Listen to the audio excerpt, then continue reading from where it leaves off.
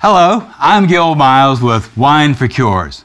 Wine for Cures is an all-volunteer public charity that raises the very needed and necessary funds for cancer research, finding treatment options, extending and saving lives too.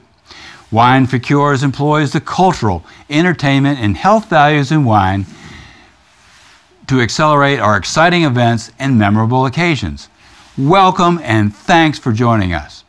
We are here today at the amazing Cliff Bruce Photographic Studios in Richmond, Virginia, where we hope to bring you an entertaining and helpful review of wine tasting basics.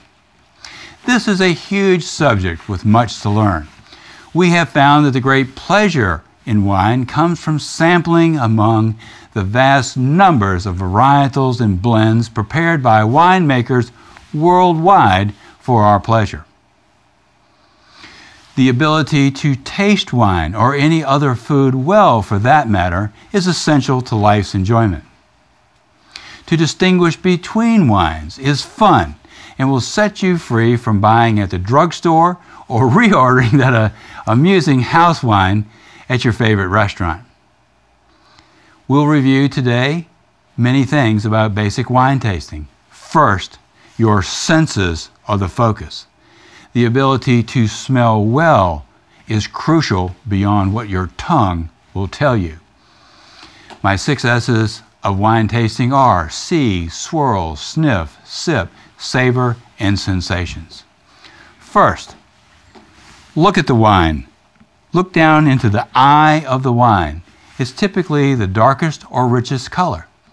Next, tilt the wine over a high contrast background like a white tablecloth or this white card that I have here, and see the leading edge color bands or rings. This can tell you much about the wine's age. Freehand swirling is fun, but be careful not to spill. Another way to do this is to place it on the table and draw circles with the glass. The purpose of this is to bring the wine up on the inside of the glass, allowing the alcohol to carry the aromas upward. Note the wine legs or tears of wine that stream down. These activities can tell you about residual sugars and alcohol content. Next, we want to sniff. Put your nose over into the bowl of the glass and draw in those aromas. Remember that smell is 85% of taste.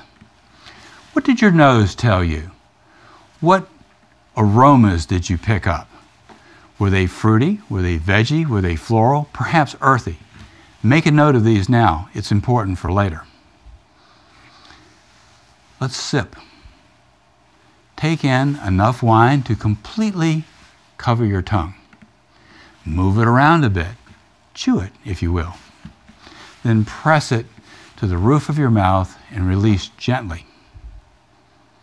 What flavor profiles have you picked up? Are they different? Note them now. Savor. Gently allow the wine to slip down your throat, and then rebreathe, picking up any final notes. This is called the finish, and the finish is essential to determining the wine's quality. Was the finish long-lived or short? Sensations. What have you learned? What are your thoughts? What are your feelings about this wine? What have you discovered? How would you use this wine? Would you use it serve it as an aperitif or with the main course? Would you put this wine on a short list of wines to buy again?